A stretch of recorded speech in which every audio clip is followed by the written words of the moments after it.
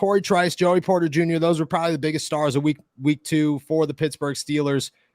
Corey Trice had, like I said, a 2 interception, couple of batted balls day to finish the week. Huge, especially because DeMonte KZ, I talked to Levi Wallace afterwards, and he said that what made that play the best, because they went back to back. The first one, the offense was like, oh, it's pass interference. Corey Trice didn't get it, blah, blah, blah. They come back on the next play, interception. What made that the best was that DeMonte KZ, before practice, told the offense that they were coming up with 5 picks that day. That was their 5th pick. That was the 5th one by Corey Trice. Huge day. Joey Porter Jr., meanwhile, is taking first-team reps on the outside. Patrick Peterson's bouncing inside to play a little bit of the slot. We expected this. I didn't really expect it this early in OTAs. I figured that was more of a training camp thing than anything. Probably a good sign that they're already ready to mix this around. Do you see this being the set? Do you see this kind of just being a teaser? Like, how do you view this situation? Yeah, I mean, I think it's going to be, just in my opinion, I think it's going to be a committee thing. Like, what are they going to do on early downs? Like, what are they going to do in the, like, passing nickel? What are they going to do, like, when they go, like, dime? I think, to me, I think early downs, it would still kind of surprise me, like, if he did play, like, a run-stopping nickel role like Mollett. Like, maybe that's what Sullivan does. Maybe I've also thought about, like, potentially, like, on like 1st and 10 situations where they're trying to get, like, 8 in the box. If you're in nickel, like maybe throwing like KZ down there and playing Neal at strong safety, like in the hole. I don't think that Peterson. Here's the thing: we want to talk about the slot or Peterson, or do we want to talk about Trice? I got takes on both. Let's go. Let's start Peterson. Let's start Peterson in the slot, because I think that first team rep, like how they're gonna utilize that is. Yeah. So listening to Peterson talk, like you can tell, like, even though he hasn't really done it, like for real, he understands the point of being in the slot. Like, I love this quote talking about, like, understanding his leverage. Leverage is everything, especially in secondary. But, like, really in the slot, like, if you don't understand your leverage and where your help is, like, you're screwed. It doesn't. Yeah. That's the number one thing that you have to do. So, like, the fact that he understands that is good. Like, he's a vet. He's been around, seen everything. The problem is there's going to be some things that you just can't do with him in the slot at this stage of his career. Like, they're going to be able to put certain types of receivers in the slot that are going to give him trouble, especially. What are those types of wide receivers? Guys that can really run. Like, okay. Peterson, like, he can still do some things, and he's not, like, I don't want to say like he's completely washed or anything, but like athletically, he's not the same player that he was even 5 years ago. Like, it's just, and you see it with how Minnesota was using him last year a little bit, but in the slot, it's a little bit difficult because my theory is, like, when he plays on the outside this year, he's going to get to press more. When he was like a younger corner and coming into the league with Arizona, I listened to a podcast with his position coach when he was a young player in Arizona. And basically when he came in, his coach said, like, these are the techniques that we play. Like, what do you like to do? He said, Coach, I just like to press. And they literally let him press nonstop. He didn't do anything else. He pressed every play. So they would press him, and then like 8 out of 10 times he'd be pressed, playing like motor technique or whatever he wants to play, and then they would bail him out. That's it. The problem is, like, when you're in the slot, like, you can't really press. So it's like you're playing like off. If they ask him to play like off or catch man, like, there's certain receiver types that he's not going to be able to do that athletically. Yeah, true. Anymore. Very true. Very true. That is a concerning thing. Yeah. And he did play off ball last year, but he played in a zone heavy scheme. Makes things very different. Yeah. How do you the utilize defense it? Is completely different. That's what I'm saying. Like, it's such a different defense. To me, I think the best way, like, I think there are certain things that you'll be able to do with him. Like, if people are so for example, if teams are putting like power slot guys in the slot, like in the dime, like, you can have him match up with those guys. Or if you want to play him like where they're going like 6 corners or 6 DBs, whatever, in the dime, like, you can have him play Sutton's role, which is more like you can move him around, like more in like zone coverages. But like if you want to play like man, like he can match up with tight ends. Like, those guys aren't going to run away from him. He's really physical. He's heavy for a corner. He's got long arms. Like, he can 100% do all that.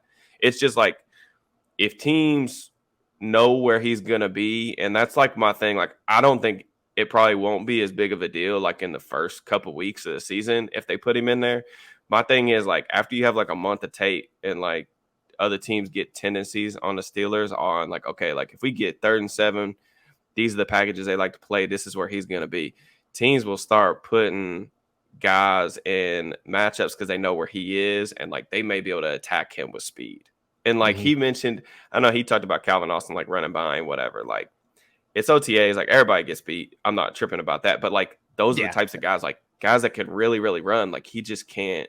I mean, he's 33 years old. You can only expect him to do so much at this stage of his career. So you just have to be really mindful about how you're using him. He's going to need help. He's not just going to be able to like go and defend all these two-way goes and man coverage against every single type of receiver. It's just not going to happen. Yeah, and he said with the Calvin Austin thing that he got a grip on him at the end and was able to pull him back. And I expect him to be able to do that with a lot of those guys. Luckily for them, at least, you know, you're going to have to, like when Stephon Diggs moves inside, that's scary for them. Obviously, Jamar Chase and more and more teams are doing that stuff. That's exactly. The thing. Yeah, that's where it gets concerned. But like, you know, Amari Cooper, you could probably match up well against Amari Cooper, those types of guys. Bateman, kind of, sort of. He's fast, but he's not super fast.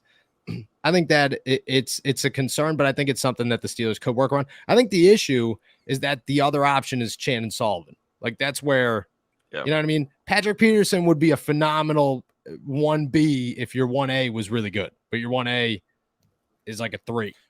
Yeah, so and you're in a situation. I still think that they can do it. Like, you know, if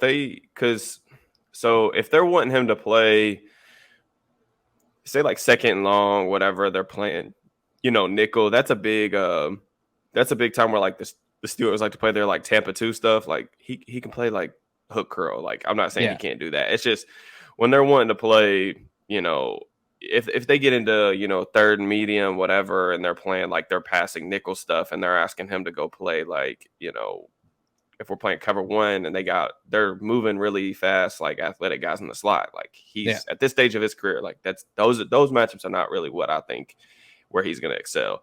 Now I do think he can match up with tight ends, and like that could definitely come in handy too. Like, I mean, you're going to see Mark Andrews.